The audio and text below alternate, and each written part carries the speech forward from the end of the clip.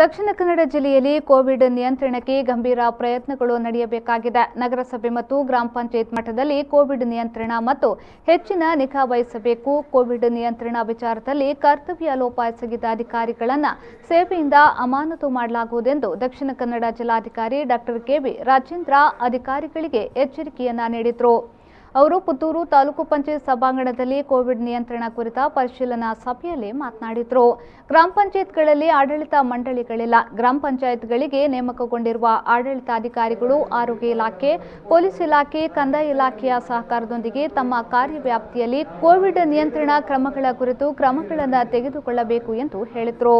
ಶಾಲಾರಂಭದ ಕುರಿತಂತೆ ಅಕ್ಟೋಬರ್ 15ರಿಂದ ಶಾಲೆಗಳನ್ನು ಆರಂಭಿಸುವಂತೆ ಸರ್ಕಾರ ತಿಳಿಸಿದ್ರೂ ಸಂಬಂಧಪಟ್ಟ ಕ್ಷೇತ್ರ ಶಿಕ್ಷಣಾಧಿಕಾರಿಗಳು ಪೋಷಕರ ಸಭೆ ಕರೆದು ಅಭಿಪ್ರಾಯ ಸಂಗ್ರಹಿಸಬೇಕು. ಯಾವುದೇ ಕಾರಣಕ್ಕೂ ಶಾಲೆಗೆ ಮಕ್ಕಳನ್ನು ಕಳುಹಿಸುವಂತೆ ಒತ್ತಾಯ ಹೇರಬಾರದು.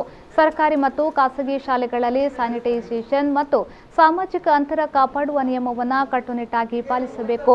ಯಾವುದೇ ರೀತಿಯ ರಿಯಾಯಿತಿಗಳನ್ನು ಕೋವಿಡ್ ಮುನ್ನೆಚ್ಚರಿಕೆ ಕುರಿತಂತೆ ನೀಡುವಂತಿಲ್ಲ ಎಂದು ಜಿಲ್ಲಾಧಿಕಾರಿಗಳು ಕ್ಷೇತ್ರ ಶಿಕ್ಷಣಾಧಿಕಾರಿಗಳಿಗೆ ಸೂಚನೆಯನ್ನ ನೀಡಿದರು. ಯಾವುದಾದರೂ ಅಧಿಕಾರಿಗಳು ಗ್ರಾಮ ಪಂಚಾಯತ್ ವಿಸಿಟ್ ಕೊಡ್ತಾ ಇಲ್ಲ ಅಂದ್ರೆ ಸಸ್ಪೆನ್ಷನ್ ನಂತರದಲ್ಲಿ ಸಸ್ಪೆನ್ಷನ್ ಮಾಡಿ ಗಡನೋತ್ತರ ಮಂಡಳಿ ಸರ್ಕಾರಕ್ಕೆ ಕಳಿಸ್ತಾರೆ. ಅಂಡ್ ಮೇಕ್ ಶೋರ್ ದಟ್ ನೀವು ಯಾರು ಕೂಡ ಮತ್ತೆ ನಿಮ್ಗೆ ಏನು ರೆಮಿಡಿ ಇದೆ ಹಾಗೆ ಮಾಡಬೇಕು.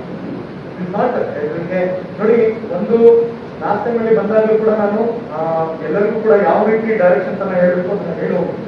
ಆದ್ರೆ ಇದಕ್ಕೂ ಮೀರಿ ನೀವು ಕೆಲಸ ಮಾಡ್ತಾ ಇದ್ರೆ ನಮ್ಗೆ ಆಕ್ಷನ್ ಮಾಡಿದ್ರೆ ಬೇರೆ ಒಳಗಡೆ ಪ್ರತಿ ಆಡಳಿತಾಧಿಕಾರಿಗಳು ಕೂಡ ಆಲ್ಟರ್ನೇಟ್ ಡೇ ಗ್ರಾಮ ಪಂಚಾಯತ್ಗೆ ವಿಸಿಟ್ ಕೊಡಬೇಕು. 1 ಅವರ್ ಆದ್ರೂ ಕೋವಿಡ್ ಮ್ಯಾನೇಜ್ಮೆಂಟ್ ಅಲ್ಲಿ ಹೋಮ್ ಐಸೋಲೇಷನ್ ಎಷ್ಟು ಜನ ಇದ್ದಾರೆ ಕ್ರಾಸ್ ಚೆಕ್ ಮಾಡಿ.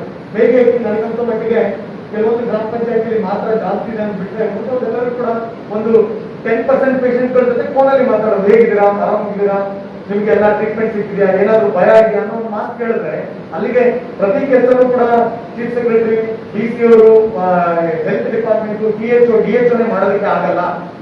It's A collective responsibility. Corona ಇವತ್ತು ಪಕ್ಕದ ಮನೇಲಿ ಇರೋದು ಸರಿಯಾಗಿ ನೋಡಿದ್ರೆ ನಮ್ಮನೆ ಬಾಗಿಲು ಯಾವಾಗ ತಟ್ಟುತ್ತೆ ಅನ್ನೋದು ಗೊತ್ತಾಗಲ್ಲ.